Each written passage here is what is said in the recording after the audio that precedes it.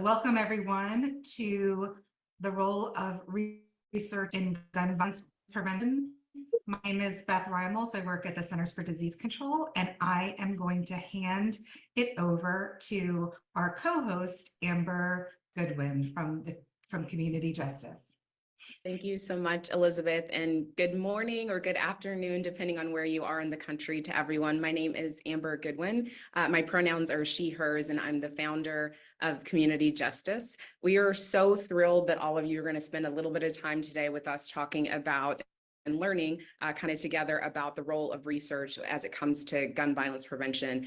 I see so many people on the screen right now that are doing such incredible work. And so I'm excited about this being a conversation with everybody and not just us talking at you for the next little bit, but just a little bit about Community Justice. We are going into our 8th year as an organization. We are a national organization working to build power with and for communities of color to end gun violence. And so we do that in a variety of different ways, including policy and advocacy. And we've just been so thrilled to work with the Center for Disease Control and the CDC on these webinar series over the last year to make sure that we are not only talking about the issues that are, somewhat down the road or issues that we think about just in one plane of all of this work, but talking about all the intersectional work that's happening as well. I know that there are people that live in DC that are on this call. I'm based in Texas. I see some Texas folks on here. And so really the goal of these webinars is to get some of the smartest, amazing people, and you'll hear from them today, all on a call together so we can learn together.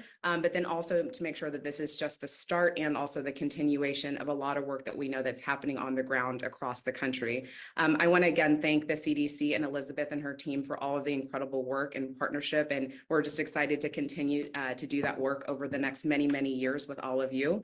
And I also just want to start off by thanking any of the frontline workers who are on the call right now, anyone who was a frontline worker, who is a frontline worker, who is on the ground right now, doing the life-saving work that I know keeps me safe and so many of us safe, and a lot of the people that are not seen every single day. And so I just want to thank you again for all of your incredible work, and know that we know that all of this work, whether it's research or policy or advocacy, is really because of all of the expertise that you all have. And so excited to get to learn from you all as well. And so we have an exciting, packed, I think, hour and a half together. And so I'm going to go ahead and get started and turn it over to the person who will be kind of shepherding us over the next hour and a half. So Dr. Gervin, I'm going to turn it over to you.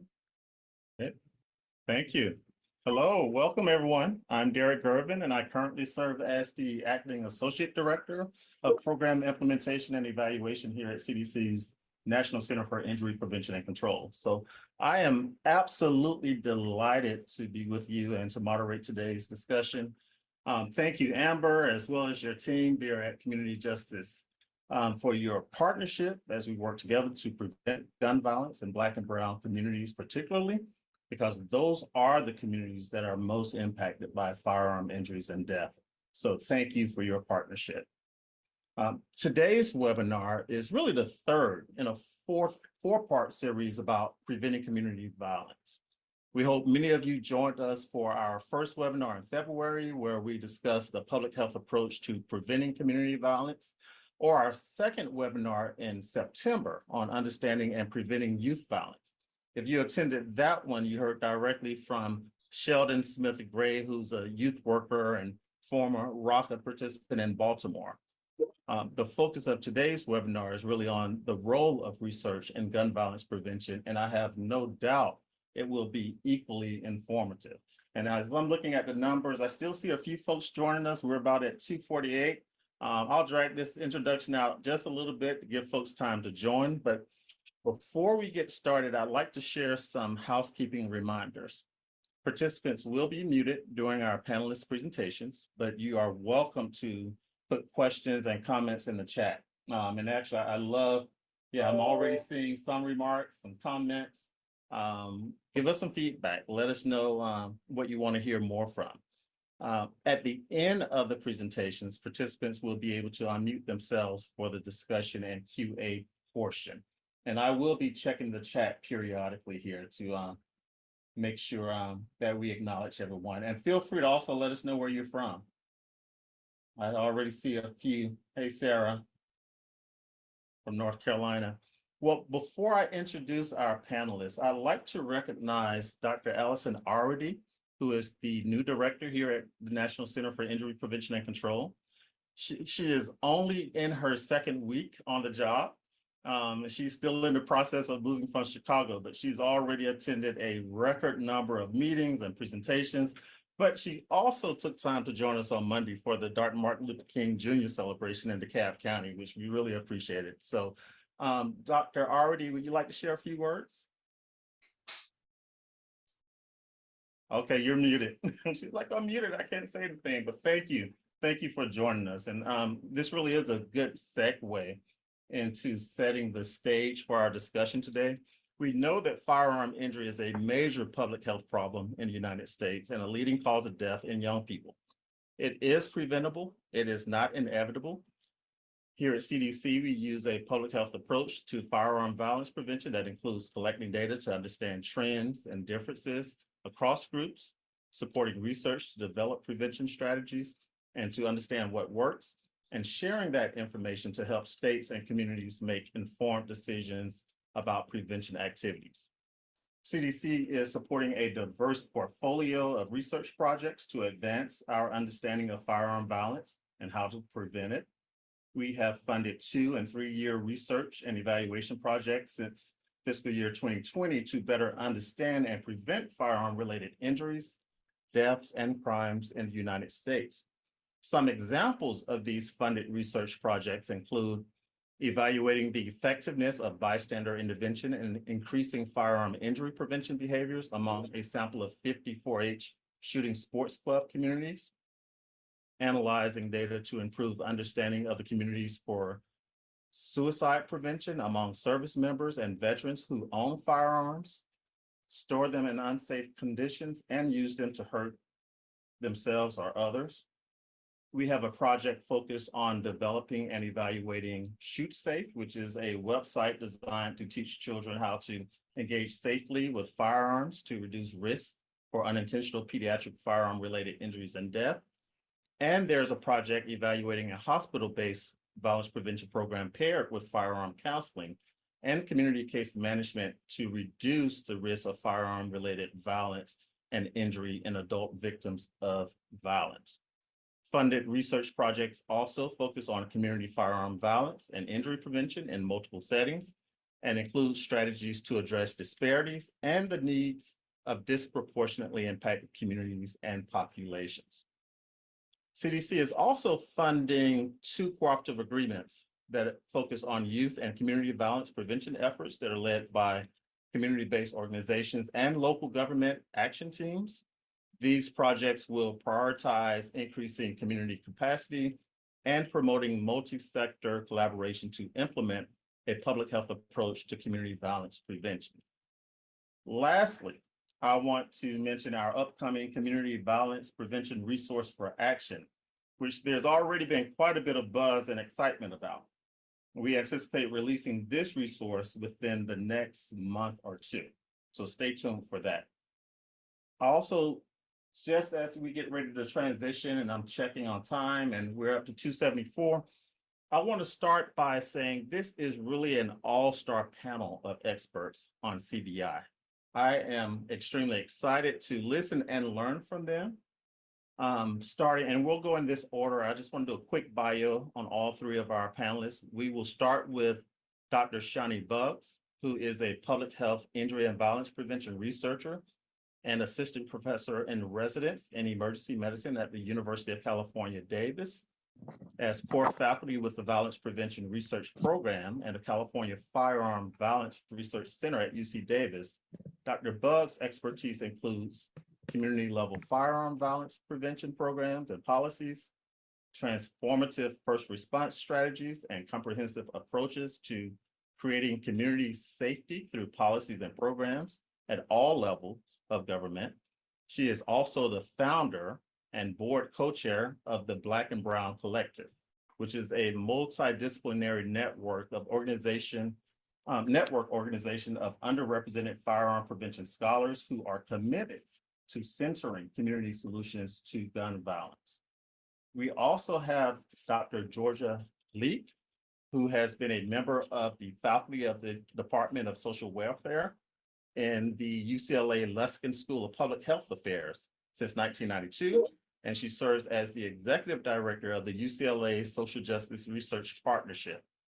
Among multiple efforts, she has served as the lead researcher for the White House Community Violence Intervention Collaborative and is engaged in a longitudinal evaluation of homeboy industry, which is the largest gang reentry program in the world, as well as a 3-year evaluation of the Newark Community Street Team, which is an innovative community-based effort in New Jersey. She also is the leading and ongoing, she's leading and doing an ongoing evaluation of the Los Angeles Police Department Community Safety Partnership.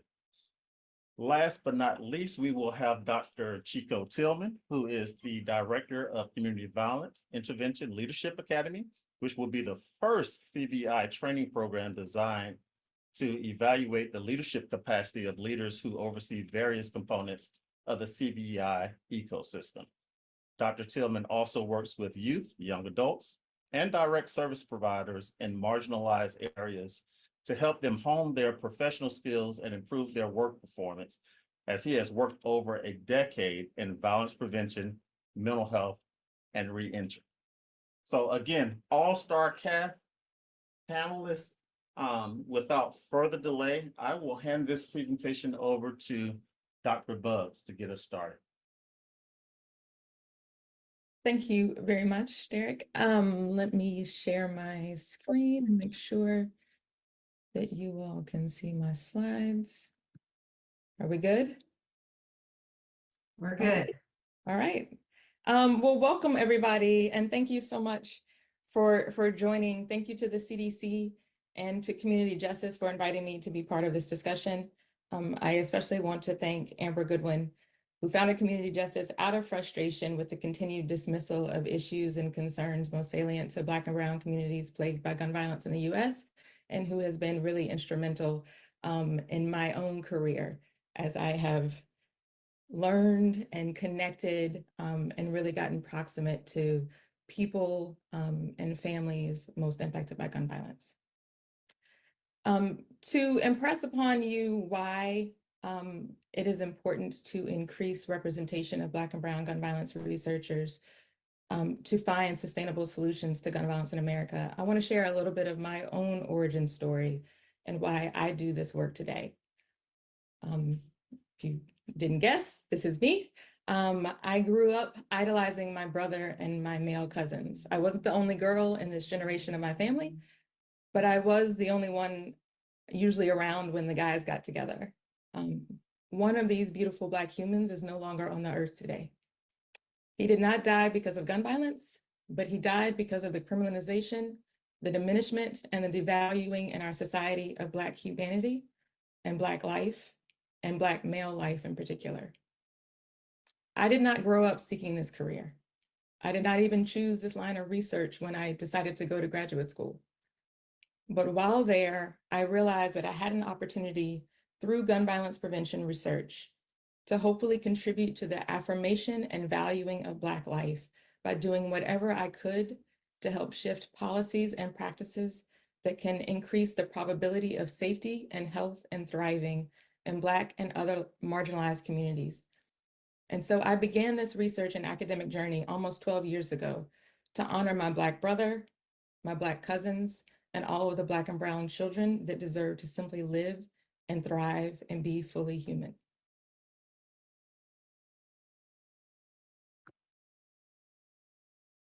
Gun homicide became the #1 killer for all American children and teens in 2020. And the US overall experienced historic increases in gun violence in 2020 and 2021, coincident with the pandemic. I think everybody here already knows that. But the disparity in gun violence for all Black individuals, all Black males, and especially Black males 15 to 34 has existed for decades. Gun homicide has been the #1 killer for Black boys and men ages 15 to 34 since as far back as the 1980s. Gun homicide is the leading cause of death for Hispanic boys and men ages 15 to 24, and for Black girls and women ages 15 to 24, and has been for years.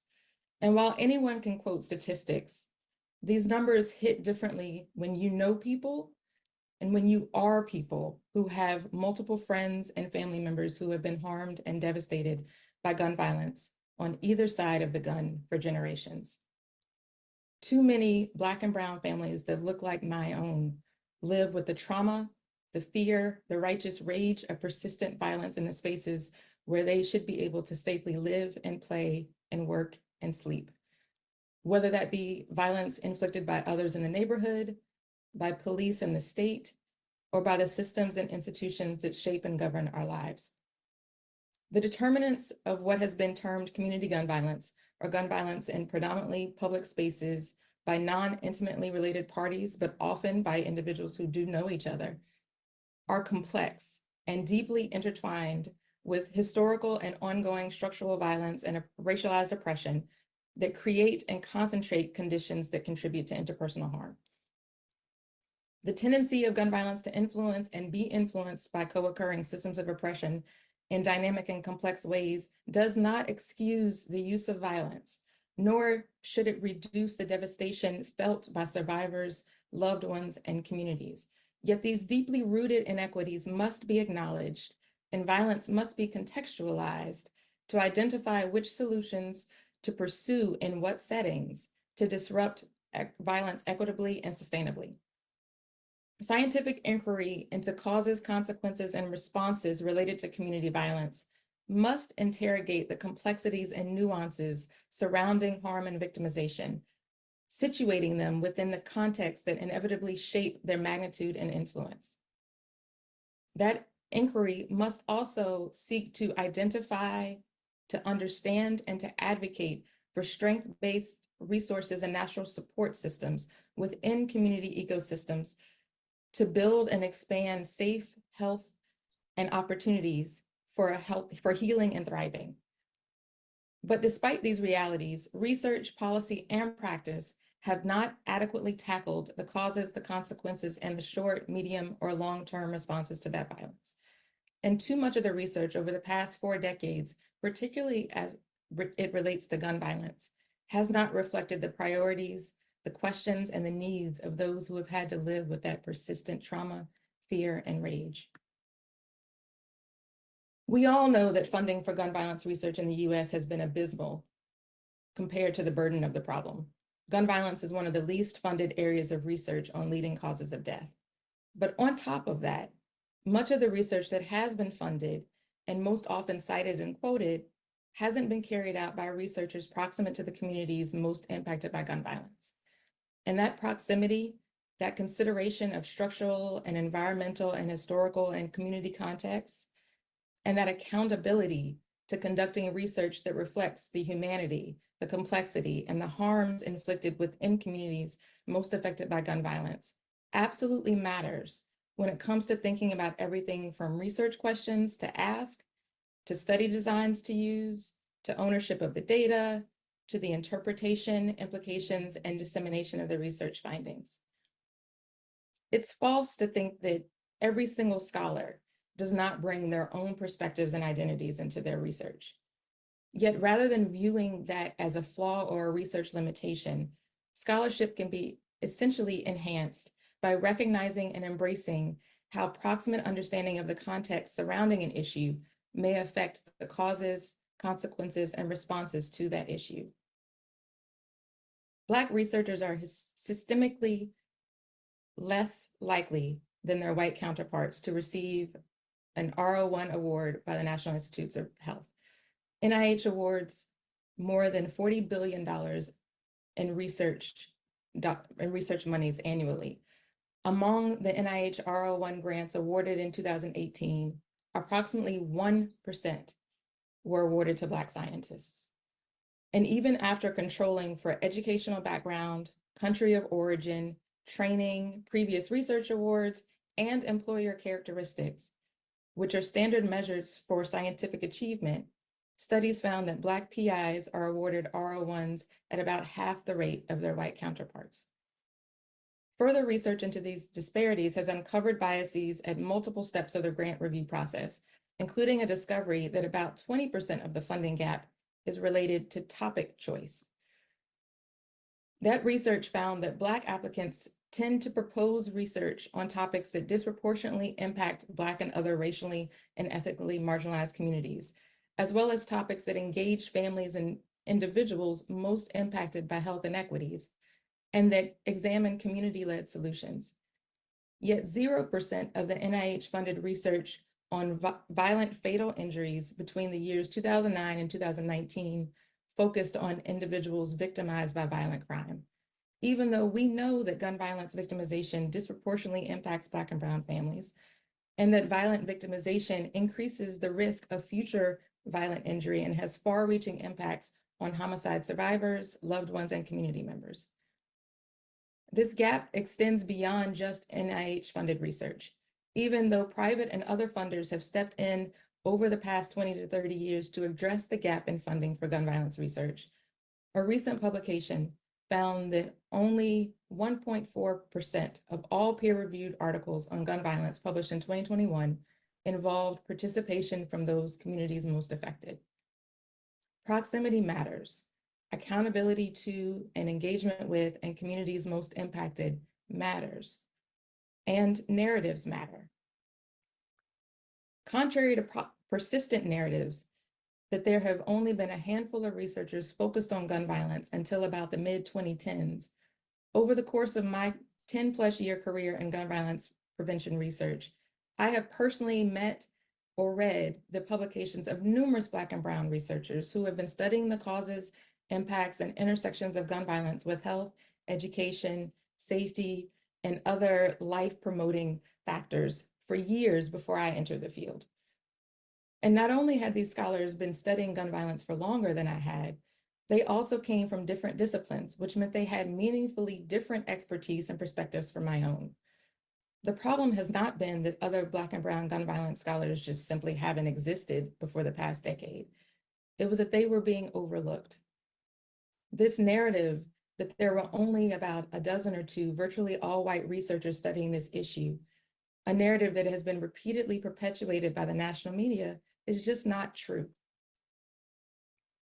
The Black and Brown Collective, or the Collective for short, was informally begun in 2021 to push back against the narratives, the lack of funding, the inadequate questions being asked and approaches being offered in response to violence in our communities, the frustrations over being constantly overlooked as scholars with rigorous research expertise and relevant experience, and the dearth of representation of equity-centered, proximate leaders in the field of gun violence research. And I know that there are a few members of the collective on the call today. I just want to recognize individuals, including Dr. Stephanie Hawkins at RTI, Dr. Chico Tillman, who is on the panel. The collective is not about exclusivity, but rather we are dedicated to creating a research community that values proximity, because we know, as highlighted in a 2020 Stanford Social Innovation Review article, that, quote, proximate leaders have the experience, relationships, data, and knowledge that are essential for developing solutions with measurable and sustainable impact. The collective is committed to advancing research in alignment with a core set of guiding principles that inform our work. We come from, we live in, and are otherwise directly connected to communities most impacted by gun violence and the structural, social, and economic disinvestments that have created incredible inequities in safety and health in our society. As such, we are obligated to conduct research that is relevant to, reflective of, protective of, and accountable to our communities. And we hold ourselves to a higher standard of research excellence, rigor, and integrity, as we are in constant engagement with the communities most affected by the harms of structural and individual level violence, and who have the most to gain or to lose by the types of strategies that are put in place to address that violence. We seek to be inclusive across disciplines with the understanding that multiple disciplines and versatile approaches and tools working together can uncover new and more comprehensive solutions to the multifaceted and complex problem that is interpersonal gun violence. We are cognizant that our research is built on the foundations of scholars who came before us, both those who knocked down barriers in academia and research, and others who were excluded or whose experiential and scholarly wisdom has been discounted. And we aim to root our orientations in the historical experiences of Black, Brown, and Indigenous scholars who have employed and continue to utilize critical, intersectional, anti-oppressive, anti-racist, and anti-Black racism, specifically theoretical frameworks and perspectives in their works. We know that our research has greater value than solely contributing to the body of knowledge. We affirm that while our research creates new knowledge, it must do so for the purposes of creating the conditions for fully human experiences of self-determination. We experience the complexities of our communities all too frequently reduced to statistical tables. Too often, Black and Brown people involved in gun violence are simply labeled as, quote, a victim, quote, offender, in a manner that is divorced from the reality of everyday experience and does not reflect individuals' complex personhood or the complexities of violence among acquaintances, friends, or even family members.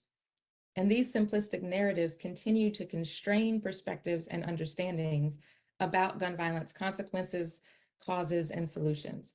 And so we strive to lead and co-produce research that recognizes that all people, and particularly those harmed by structural violence, interpersonal violence, and persistent health inequities, are human beings worthy of love, respect, and redemption.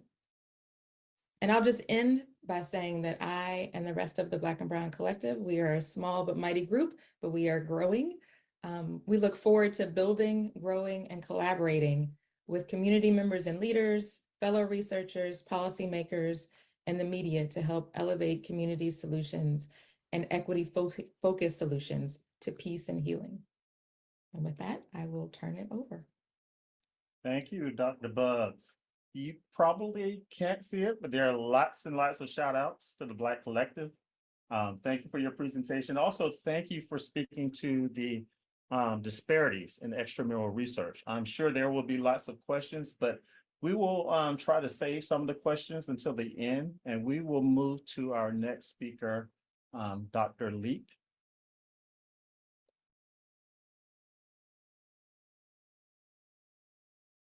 We can't hear you yet. Can you unmute?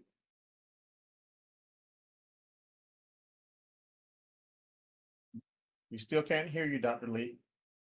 Nope. There you go. Thank you. Okay, I'm going to share my screen now, but I do want to say something before we start with PowerPoint. I am so inspired by what Dr. Bugs has said, and I am, after 32 years at UCLA, I am so well aware of it. And as I talk about what happened with the Community Violence Intervention Collaborative, CIVIC, and the other research that my team has done in communities, I will also add to her account that along with scholarship and academics and peer-reviewed articles and grants, we need to truly make community-based participatory research participatory in the most profound ways, not in terms of lip service, that we ask community residents and stakeholders to offer their opinions, and in return, they receive a gift card.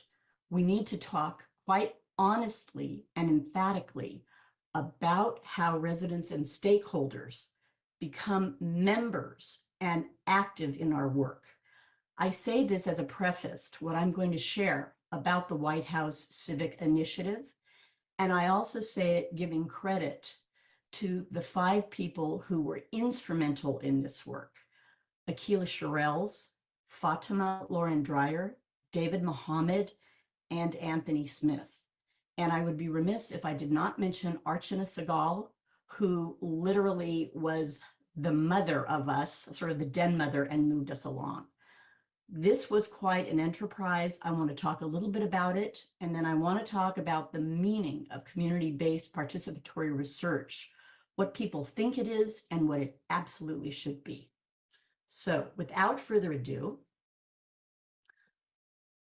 first of all, in talking about Civic, I will tell you that this was a true labor of love, and over again, we heard the words, building the plane while you're flying it. There was a vision that we endeavored to carry out over 18 months. And I will be very blunt with you. When I was asked to share the findings, here's a very obvious one. 18 months was simply not enough.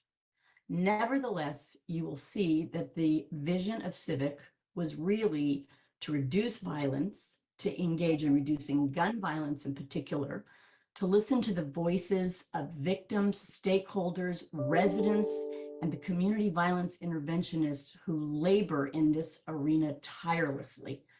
It was also to look very carefully and offer opportunities in terms of training and technical assistance. And what was really meaningful in this was it was not packaged material.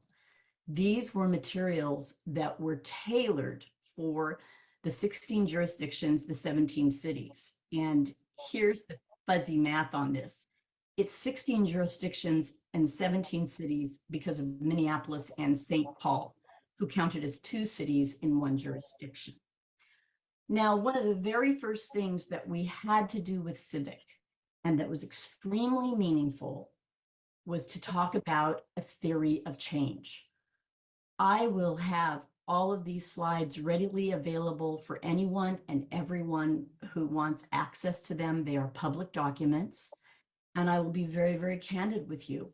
We began this initiative without a theory of change. And this is because, just as Dr. Buggs reported, there has not historically been a great deal of work done on community violence intervention or on gun violence, as she stated. Historically, it just has not occurred. And then most significantly, it has not been done by people who work in the field. It has not been done by those the most profoundly affected by it, Black and brown individuals. So we literally had to begin with the construction of a theory of change. I would also say this is a very dynamic, very much an ongoing document. This is not anything that is static. As we learn and do more surrounding research and evaluation of community violence intervention and gun violence prevention, we are going to need to work on these theories of change, refine them, and make them even more reflective of the communities in which they occur. Nevertheless, I think you will see there was a plethora of activities that we very much wanted to engage in and implement. And I do say we, because as an evaluation team, we did not stand apart from the activities. We were part and parcel of them. I'm an anthropologist. I deeply believe in participant observation. And I also deeply believe you cannot talk about outcomes or impact or the quantification of findings before you first deeply understand what is going on. That is why we worked very closely with the leadership of Civic and with the 17 cities to construct the theory of change. This was something that everyone contributed to. This is very much the way that it needed to be undertaken and portrayed. Now, along with the Civic theory of change, I think it's very, very important to point out that nobody was excluded, but this varied from city to cities. For example, you will see in the box where it says the audience, it does list CVI organizations, law enforcement, CBOs, local government officials. This was absolutely positively not monolithic. And along with community involvement, this is another problem with traditional research into community violence and into gun violence. Cities and entities and areas where there's gun violence and community violence are spoken of as if they are all alike. There are problem-driven understandings rather than community-driven understandings. And what was profound in the Civic initiative was how different communities were, municipalities were, how different the relationships were between city government, between law enforcement, between school systems, between CBOs. In some cities, it was like a beautiful concert where individuals were working together. In other cities, no one was speaking to anyone else. And overwhelmingly, there was not enough funding. There's a surprise. And on top of it, there was a real deficit in training and technical assistance that was sensitive to the needs of that particular city or that particular municipality or that particular jurisdiction. We are not living in a one-size-fits-all world. And you cannot have the same response to Baton Rouge, Louisiana, which was one of the cities that was involved, that you will have to Newark, New Jersey, or Los Angeles, California. It can't be that way. And this is what this theory of change drove at, as well as the implementation of the civic initiative. So stick with me. There's 2 slides. I want to just speak very, very briefly, but very significantly to what Civic undertook. So here's part 1, and you can see the TTA was not, Civic did not show up, its representatives did not show up. No one showed up and said, here's the training. There was a landscape analysis, different CBOs were looked at. Certain CBOs were chosen, others were told at a later point, hopefully you'll be included. And there were plans that were constructed, reviewed, revised, and finalized.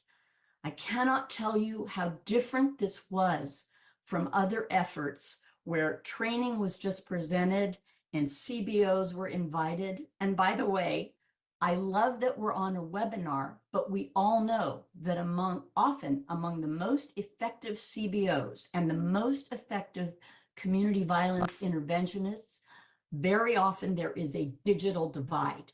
It wasn't always possible to have training virtually. And this was another huge need that we discovered in our journey in these 16 jurisdictions and 17 cities. Nevertheless, every effort was made in all 17 cities to anchor the TTA plan in reality and to make certain that TTA was very specific to that jurisdiction. There was also an organizational snapshot completed that merged all of this information together. Then we went to work, and you can see here the examples of what kind of training and technical assistance was included in the civic initiative. I cannot emphasize to you strongly enough how much was done in this 18-month period. It was overwhelming. And I sometimes say I spent 18 months and 5 pounds, and I wasn't the exception. Everyone who was engaged in this gave all of themselves, all of their energies, and the engagement ranged from, just as you say, peer engagement, a national webinar series, one-on-one coaching, an incredible training and certification through Dr. Akil Bashir and the Professional Community Violence Intervention Training Institute, the Professional Community Intervention Training Institute. There was a range of services and trainings and assistance offered. And along with that, there were many grants and opportunities for network building. This was truly an effort at engaging and helping at every level. Now, you may understand, or you may be hearing, that the evaluation that we did was absolutely positively not quantitative. This was literally an evaluation to set things up for quantitative measures later. But it is critical that we understand what the needs are, what the services are, what the TTA is needed, and what its qualitative impact was before we ever start talking about numbers. For too long, statistics have been the coin of the realm. And a lot of the time, this is a way to shut out both the realities and the experiences, as well as the knowledge of those who know the most. which is where I'm going to come to the second part of the PowerPoint, which is not just about civic, but about what we learned and what was meaningful in terms of findings with this initiative and with so many others that I have been engaged in with my team from the Social Justice Research Partnership. And I will tell you right now, our basic philosophy is that all research teams should reflect the communities in which they labor. That means that research teams should be populated by researchers, doctoral students, residents, and stakeholders who are Black, who are brown, who are of color, who are bilingual, who really and truly work within and participate within the communities that are being studied. This is something that was said to me in an interview at one of the civic sites during the 18-month period. Sometimes I feel we rely too heavily on scholarly nomenclature where the truth and the knowledge comes through in the words that are spoken to us by the people that we endeavor to help. Why don't they teach us about research? We could really help. This individual did not really throw down the gauntlet to me so much as embody what I have believed in over 40 years working in communities that have ranged from Watts to Newark. The real question is, and this is deliberately a photo that was taken in Memphis, Tennessee, as at a memorial to Young Dolph, a rapper who was killed. And this is, with the exception of me in the middle, truly what a research team should look like. There are two of the highly talented, exceptional organizers, activists, trainers that I worked with. Gerard Barnes, who, as you look at, as you look at the slide, he's at the end of the right. And as you look at the slide on what is my right, your left of me, you will also see Norman Carr. Those two men were part of the civic team in Memphis. We are there with community violence interventionists, and it is incumbent upon us to do more than gift cards. Shani talked about the second part of what I'm noting here, which is, oh, excuse me, forgive me, that's the next slide. I get so spun up about this. Before I get to what Shani talked about, it is important to have individuals as members of research teams, not as advisors, not to come in and look at questionnaires or protocols and say, yeah, that makes sense, take this question out. They should be salaried members of research and evaluation team. It should include and not be limited to those with lived experience. It should include but not be limited to stakeholders.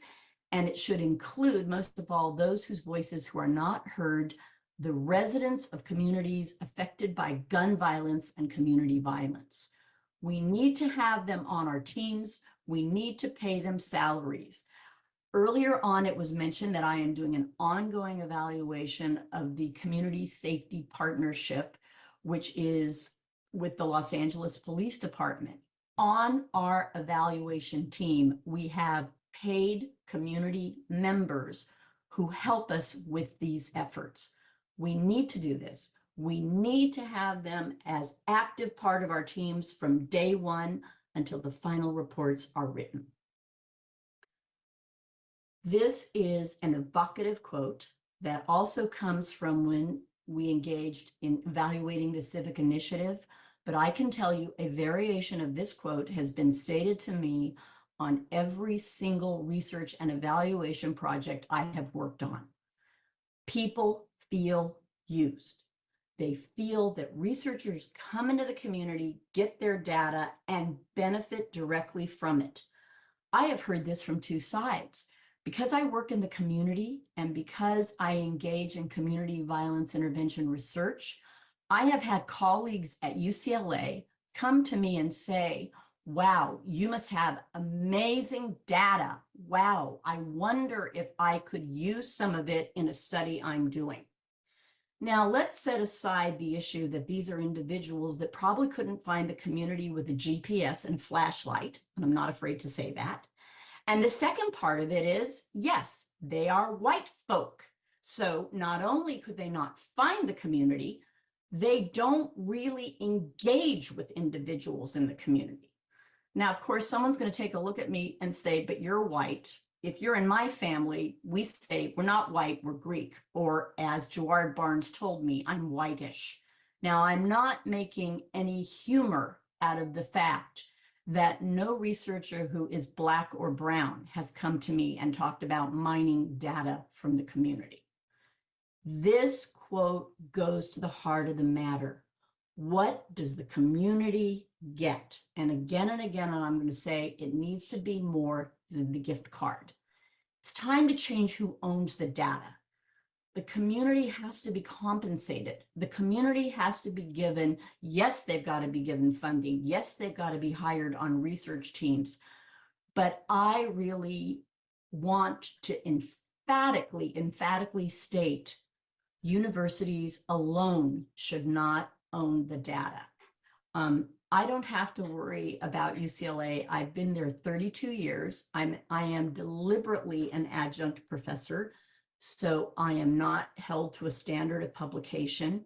I do not believe the universities alone should own the data. I think there need to be ways for gun violence prevention workers, community violence interventionists, CBOs, stakeholders, residents, to own the data that is taken from them.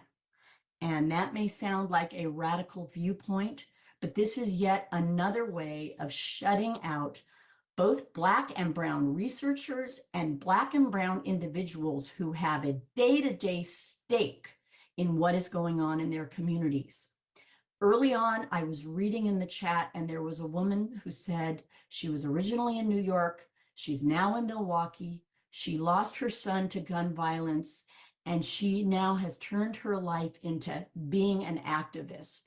She needs as much of access and ownership of data as a professor at UCLA. In fact, she warrants more. So we need to look what was learned from the civic initiative and from the broader issue of gun violence prevention and community violence intervention is we need to look at different ways of doing research. This is what Dr. Buggs said. Who owns the data? This is what I am adding in. We have got to have community members and stakeholders as active parts of our research teams. We have to think radically about what we are doing, how we are doing it. When I was asked to talk about what are the outcomes from the civic initiative, and we are working very hard to help in the future with how to operationalize and quantify success, whatever that is, in terms of what is going on here. But I will tell you what was learned. It's really short, it's really sweet, it's not so sweet, and it is easy to understand. There needs to be more money, more resources, and more research that is representative of not only what these communities do and what these interventionists do, but what they accomplish that is never noted and never understood. So I think my information can be shared. I'm very much a 24/7 person. I cannot tell you how honored I am to be here and to be part of this incredible panel. And I really and truly hope that we can continue to cut a pathway that is different in terms of research and evaluation, who does the work, who gets the money, who's represented, and what the outcomes are. Thank you so much. Thank you, Dr. Lee. Oh my goodness, there was a lot in that. You packed a lot in that presentation. I was trying to take notes, but thank you for speaking truth to power. Thank you for speaking to the training and technical assistance needs and how we should be inclusive in our research and our implementation approaches. I'm also following the chat. There are quite a few folks that are interested in the theory of change and are interested in your slides. As we transition, in the chat, I see that there are some individuals working with Latin communities in New Mexico. There are Black and Brown doctoral candidates and researchers with us. And there are a number of folks that are interested in joining the collective. There are some folks already networking, exchanging email and contact information. Dr. Tillman, how do you want to round out this discussion?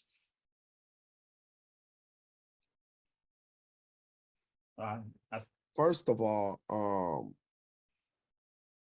Shawnee, you know I love you, and each time I hear you, I'm more inspired and determined to do this work that seems impossible at times, but is necessary so that Black and Brown lives don't become extinct. So I thank you, I thank you, I thank you. Dr. Leap, also I applaud you for the courage and tenacity to be honest in a space where honesty has often been skewed, even though that's a research term that is used with disdain, but it has, because if we want to be honest, most research, whether it's on Black and Brown people or in general, is done by male white men. And in many cases, they aren't in close relationship with some of the challenges that they examine, especially when there's humanistic challenges in fields that deal with behavioral science. When we think about public health, when we think about criminology, when we think about sociology, it's a little bit different from experimentation. So there has to be a proximity and relationship with the subject in order to really understand things that can't be articulated just through observation. So I thank you for both of you being really, really transparent and open and honest about those things. But what I want to talk about is most of the things that they've said, the people on this Zoom have already lived. They are familiar with. They see day after day. It's an experience. And first, I want to say to y'all, man, I love y'all. I'm proud of y'all. I acknowledge y'all. I see y'all because many of you have done the work without research. You saw a need in the community. Things were going on. There were little evidence about what was working. So you decided to do something. And you begin working and you're grappling with different ideas and you're bringing people together trying to move or mitigate a particular problem in the community, not fully understanding how, but knowing something has to be done. And if you think about it, particularly in the field of violence prevention, that's how many people created programs. Now, as your brother, somebody that's an individual that has been system impacted, wrongly sentenced in this country, but yet still understands the value of research, we have to be courageous enough to backpedal and partner with research in order to get it right. And let me just tell you some of the things we have to do and why we need to utilize research.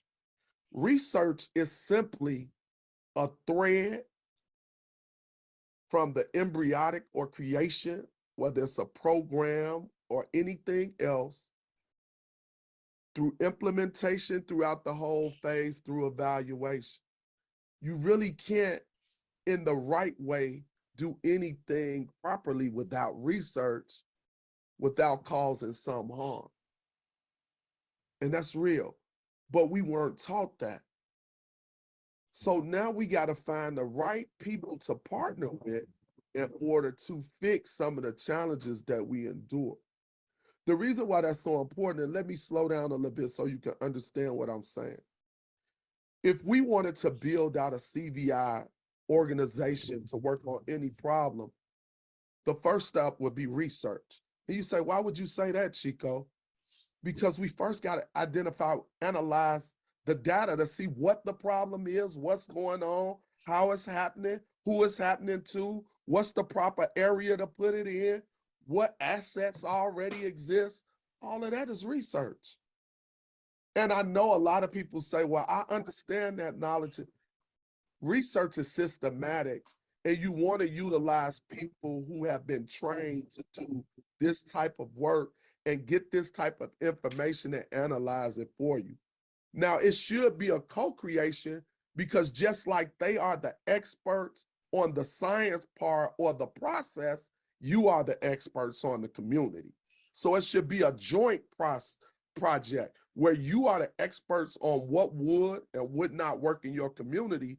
They are the experts on the process to take and how it should happen and how to help you analyze the data. Now, the challenge is people have done research absent of us, and in many cases got it wrong. Now, one of the reasons why research is so important, research influences two things that we really need. The first thing is policy. There's no damn way that CVI should be purely under philanthropic control. If we don't raise money, we don't exist. That's a slap in the face for all the heroes on this Zoom and all the many heroes across the country. Research should establish that it's a necessity in order to create a healthy environment in a community safety ecosystem. Yes, it got to start with research. Research should be driving the need for CVI as a permanent part of this public safety or community safety ecosystem, and show, based upon evidence, how it alleviates pressure off policing and allows them to focus on situations that have elevated to the level of crime, that they can be more strategic, and people in CVI can focus on situations that deal with conflict between two individuals that may know each other or have interpersonal beefs. I'm gonna say something that I said one time before I want you to really consider. Has CVI fully been in place in the right way in the ecosystem? Potentially our country wouldn't have spiraled out of control with the George Floyd situation. And I want you to let that resonate. You say, well, how can you say that with confidence, Chico? Because it was a damn misdemeanor. It was over $20. And I know it was people in the community that knew him that could have rectified a problem between a store owner, a community store owner, and an individual in the community that had a challenge with $20, whether who was right or wrong. But when you bring law enforcement in, there's a power dynamics, and the conversation changes completely. And if you look at all the other challenges that happen as a result of that throughout the water situation in Atlanta at a Wendy's, CVI could have handled that. CVI could have easily said, you know what, brother, man, get over in the passenger seat and let me take you home. But it's not until research step up and start speaking to policymakers and say, hey, we need this in order to avoid this. It's no way in the world we should be spending $500 billion a year in the United States on gun violence,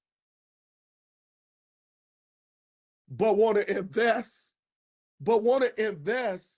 less than $1 billion to stop a $500 billion problem. And one of the things that really upsets me is that we often say we don't have the money in America. We often, the first thing we hear is not in the budget. However, and I'm glad my sister from Chicago, Allison, leading the CDC, I seen your beautiful face and I got excited. When COVID came, we had money fell from the sky. We figured it out. Because why? They felt like that was a priority. COVID was a priority, so they found money. And what's even interesting, when some of the things that's happened internationally, whether it's wars in different spaces, we found money for that. So when we want to find money for specific things, we find the money. So what that tells me, we have to be committed, and the only way that commitment comes is through research, and I'm being real. Because research not only influences policy, but it influences also government spending. And we have to be straightforward with these legislators that we need these monies so that this is a permanent part of the ecosystem, so that individuals don't deal with this trauma and anxiety of doing this work day after day and still worried about, am I going to have a job in the next 6 months? I couldn't imagine being a police officer doing the type of work that police officers do. And I respect our officers, and wondering if I'm gonna have a job in 6 months. That's why I look at people in CVI so different. But the people in CVI, we can't be afraid of research either. I know we've been harmed by research in Black and brown community historically, but the only way we can improve the body of work we do is by partnering with researchers so that they can help us improve what we do. And they do that by analyzing what we do to tell us what's working and what's not working. You might be doing something so innovative that can potentially change the way the body of the work look throughout the United States, and it needs to be scaled. But first, we have to evaluate it before we do that. We have to see what part of it's working, what part need to be tweaked. How do we add a little here, take a little away there? They help us become more efficient and more effective.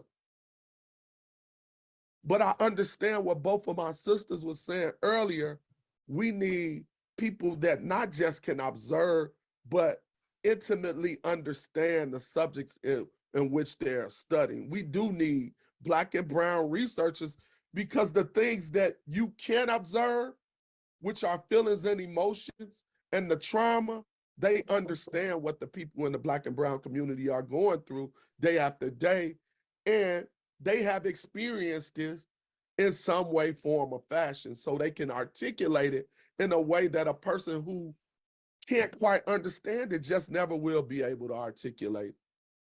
And also they have cultural sensitivity and don't look at individuals who are at the highest risk as some, even people in research, thugs, all these inhumane names, individuals who are grappling with ideas about how to survive in a system that has been created to marginalize and oppress them.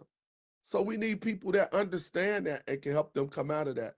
And we need people thinking comprehensively, like, how do I work with individuals who are on the cusp of being perpetrators, but yet and still serve individuals who might be victimized? And more importantly, how do we raise up young scholars?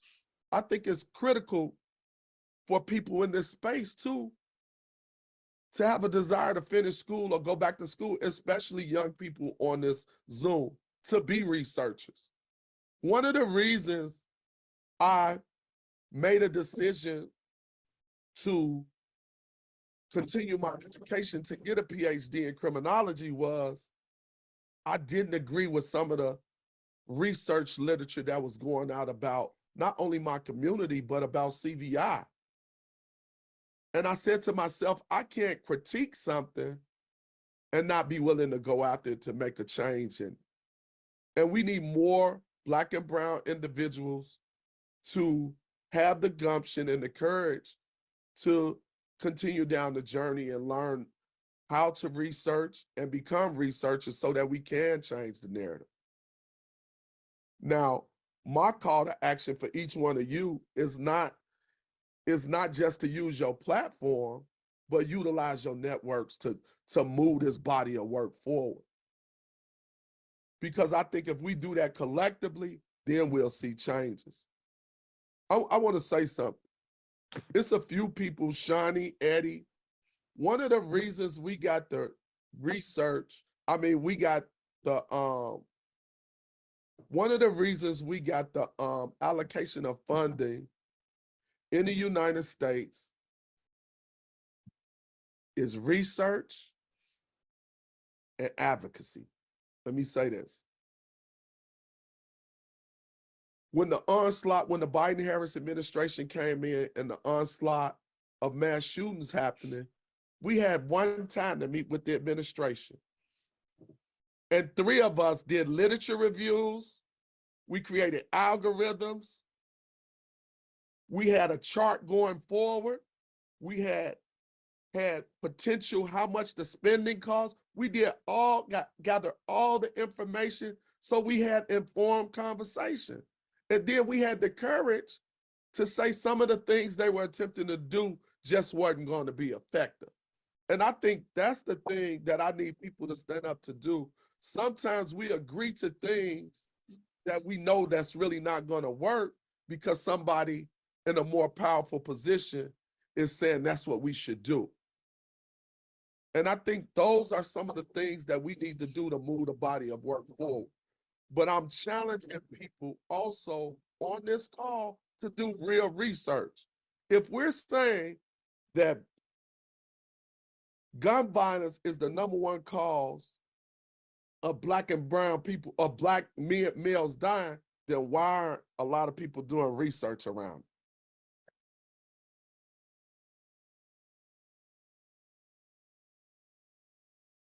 it? Is it not important? It's one thing to say mayor's saying it's a pandemic. Mayor's saying, governors and the president saying it's an epidemic or whatever. But where's the research dollars to back up what you're saying? That's what we need. We need people to say, you know what? No, this is a real issue and we need to do research around it. This is a real issue and we need to really properly fund it. The last thing I'm going to say, CVI, and I want y'all to hear me good, CVI is not where it should be. And it's not because of the lack of effort. CVI is not where it should be because it's never been properly funded. It's no way I could tell you to ride a bike. I know some of us can, maybe even Eddie, if I just give you one wheel, because some guys could wheel it the whole way around. But what if I give you a bike and say, hey, here's one wheel. I give you all the parts and you only got one wheel. You can't keep up with nobody with 2 wheels. It's never been resourced the right way. And let me show you something. We can't keep getting excited about tokenism. What I mean by that is even through funding. It's a big news spread. They gave $1 million in a city. And they want you to cover the whole city for $1 million. That's insane. I'm just saying, like, them the type of conversations we got to have. But most people say, well, at least we got something. We, in many cases, are being set up to fail. And that's the most disheartening thing. Last thing, I got to say this, right? The reason right now I'm at the University of Chicago,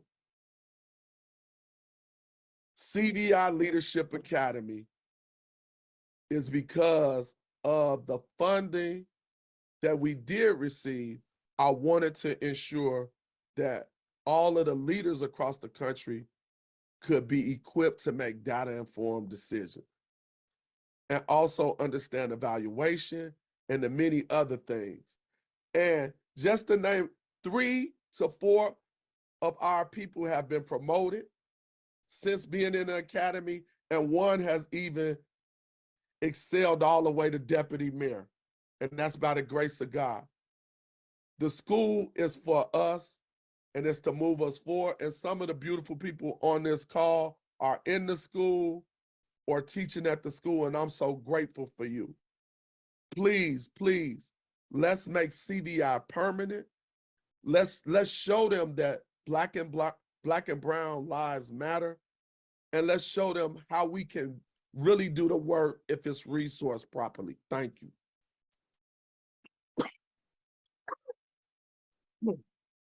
Thank you, Dr. Tillman.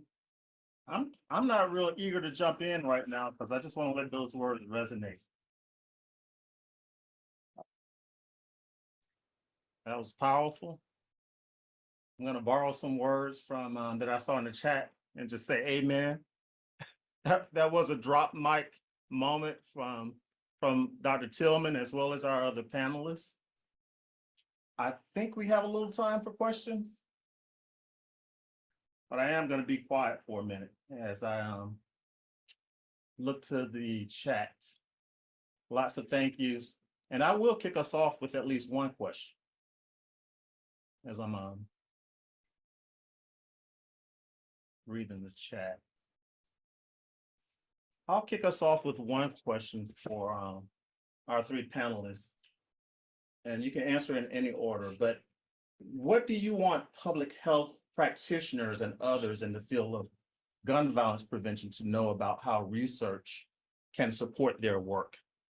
Because we saw a lot of folks that are interested in this throughout the chat. That seems to be almost a running theme, but what do you want practitioners and others in the field to know about how research can support their work, and even some specific efforts that you may be doing? And then we'll go to questions after that. But for Dr. Buggs or Dr. Leap or Tillman, you have anything to offer?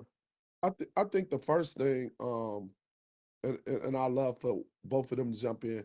I think you got to show that the work you're doing is having impact and not causing harm. A great example would be one of the gaps early on was that there wasn't, if you think about the ceasefire days, we didn't, or folks, there wasn't a behavior modification tool. There was no CBI. So what happened was individuals would talk to individuals about their challenges or their problems or their trauma, but they had never been trained. They weren't social workers. They were outreach workers. In many cases, in trying to find out what's going on with an individual, they could have been re-traumatizing people. They could have been causing more harm than good, even though their heart was in a good place. So where research comes in, it looks at the total process or looks at the program to see if what you're actually doing is having impact, is helping people, or if it's causing harm, so that we won't be doing something unintentional and causing harm to our community. But also, if we're doing something great, we could do more of it. And I think that's why it's critical to bring research into some of the things we do. And I'll pass to Shani and Dr. Lee. I just want to say something briefly, because I think people can tell I'm all about the pragmatics. And here's the pragmatics for me. I want practitioners to know how to get a hold of researchers, because a lot of the time there's not an ongoing communication. They need to know who the researchers are in their town or in their city or in their area, and how to get a hold of them, how to find them, how to talk to them, how to communicate with them, because a lot of the times the basics aren't even there. We need to have that contact and that communication, and we need to tell practitioners, here's what you need to do and don't let go. Just like we need to tell researchers, here's what you need to do. Don't sit in your little silo and do the research.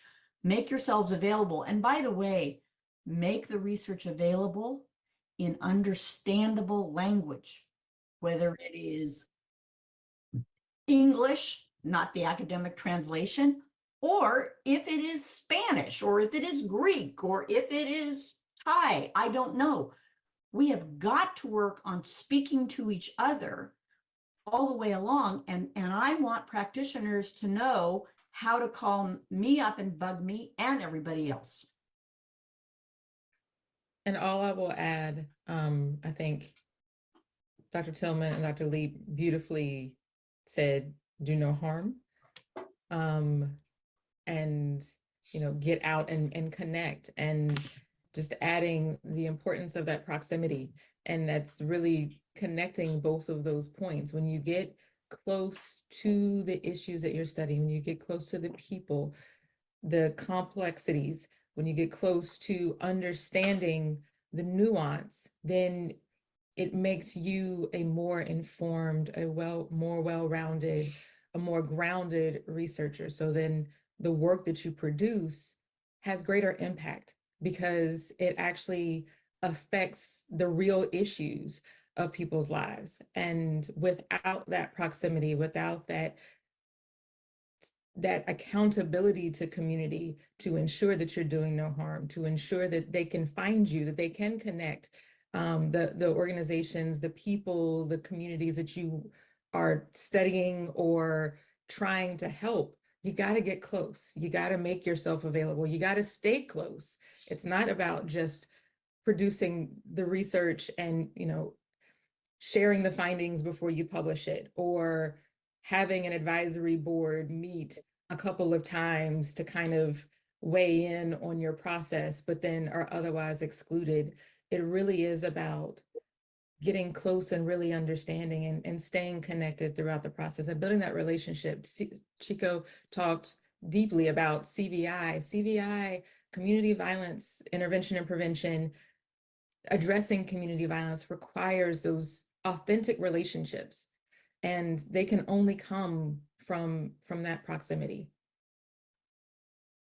Thank you. And I see a couple of hands. I think we can squeeze in some of these questions. We'll go to Melanie to ask her question, then we'll go to the chat.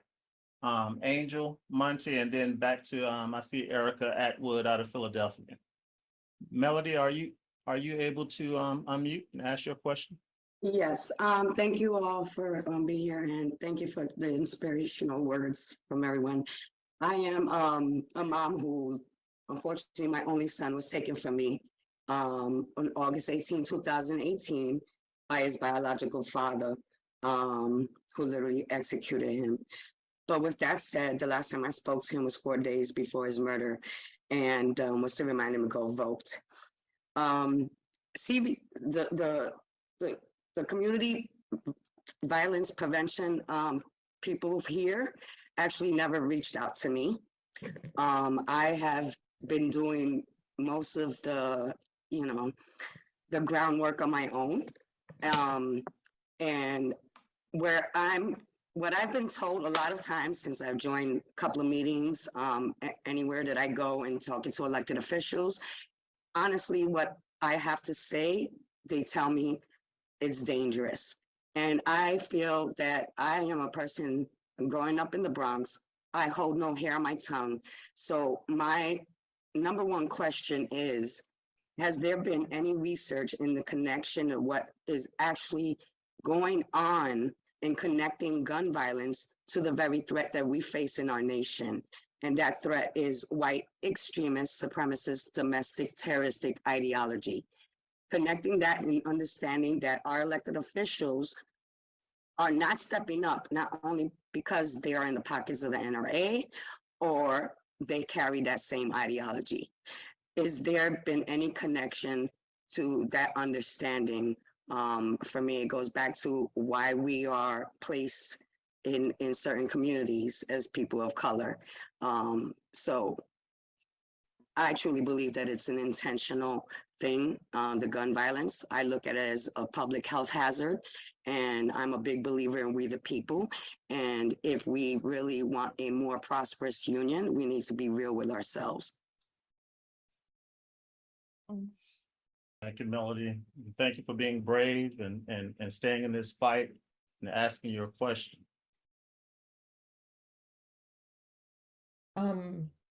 Yeah, I'll just take the first crack. I agree, Ms. Villanueva, thank you for sharing, and deeply sorry for your loss.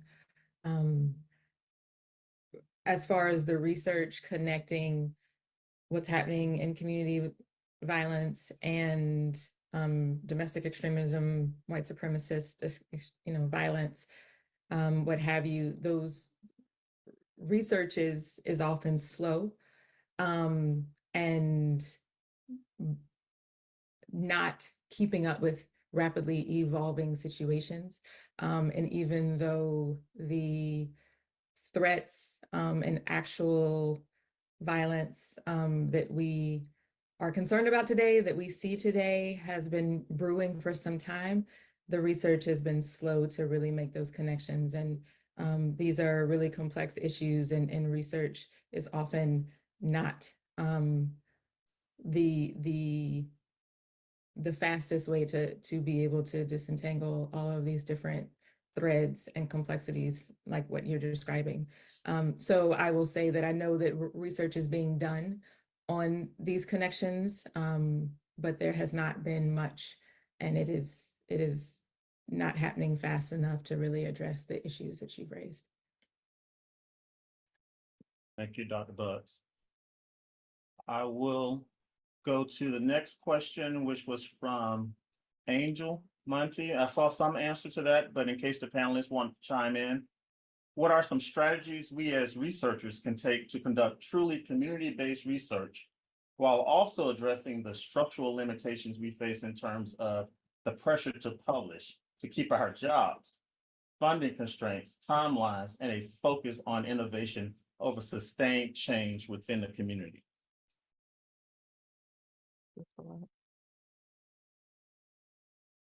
I'll jump in again.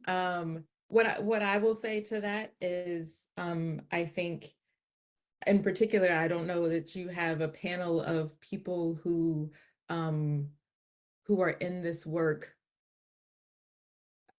prioritizing those needs.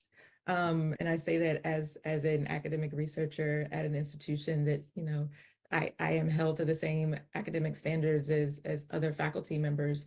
I am in this work to help make change. And that is the core of what drives me. And so I think it requires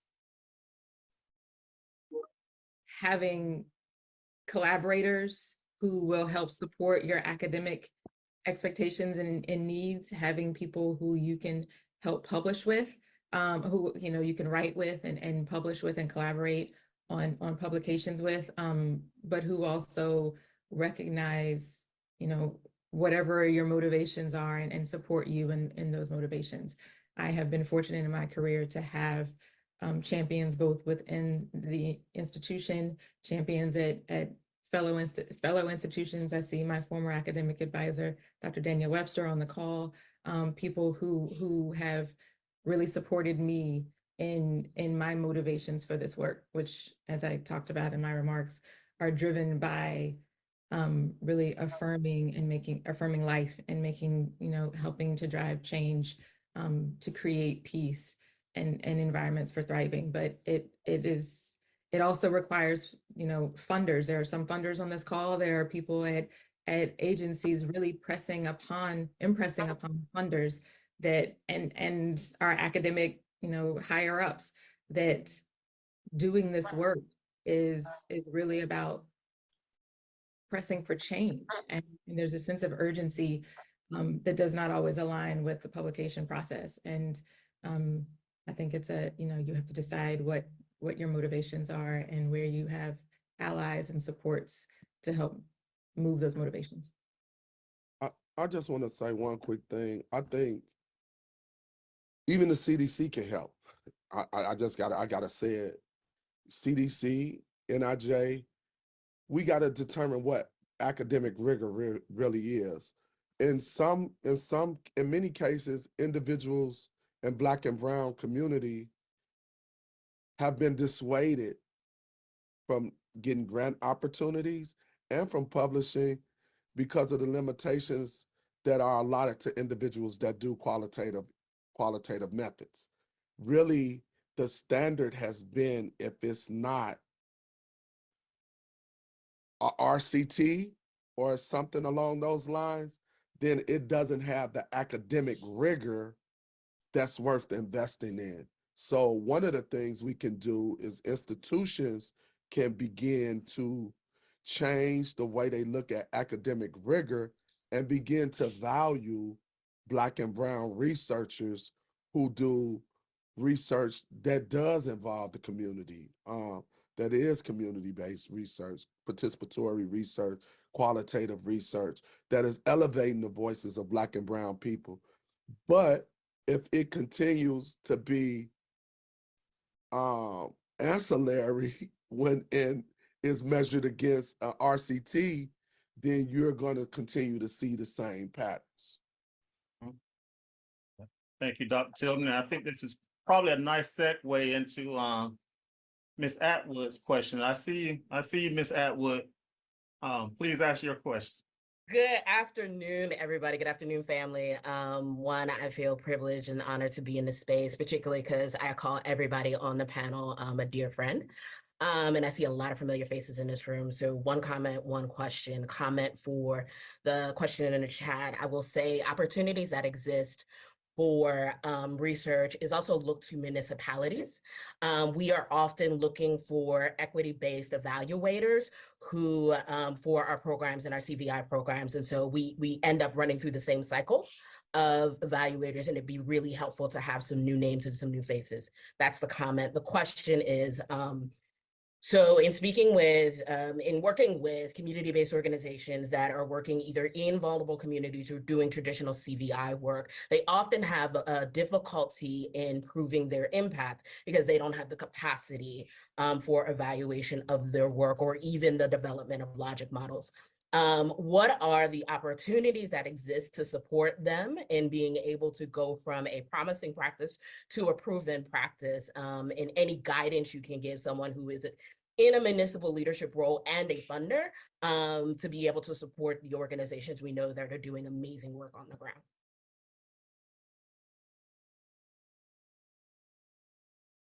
And just to repeat that question, you want to know, Ms. Atwood, what are the opportunities to support folks that are doing this work on the ground? So in terms of our community-based organizations that are doing good work on the ground that don't necessarily even have logic models, let alone evaluations, what resources or guidance can you give to support them to go from a promising practice to a proven practice?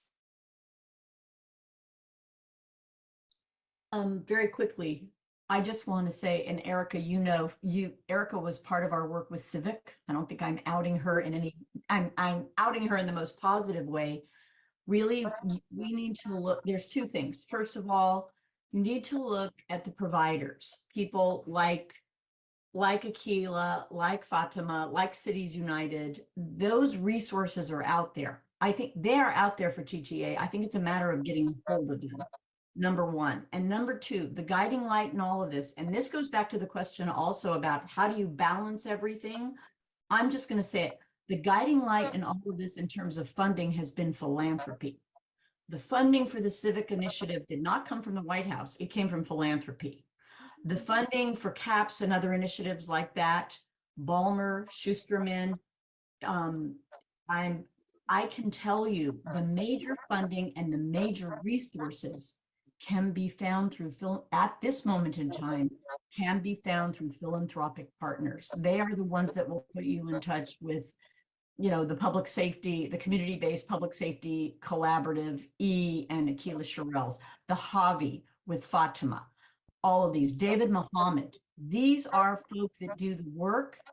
All we need to do is make the connections. And quite candidly, the internet has democratized access if we can get over the digital divide. But those are the folk to look at, because if not them, they have access. The resources need to be activated. We need that outreach. We need them out there. Civic should not have been 18 months. It should have been ongoing.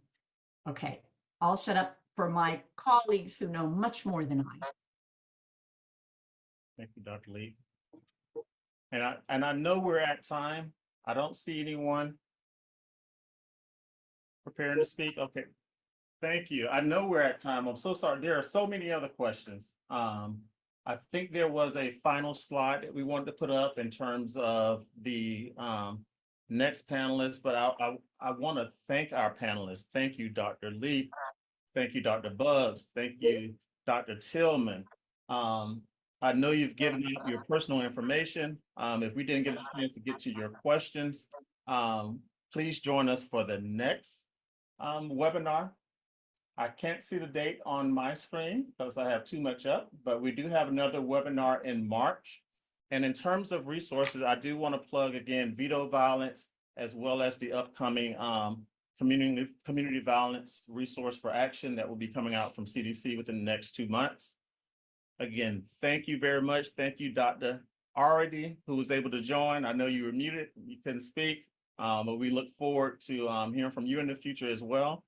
And thank you to the Division of Violence Prevention. And I do think we have a final slide.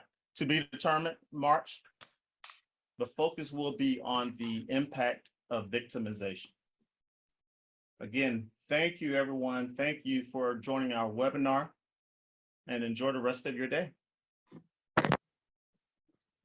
Thank you. Thank you all.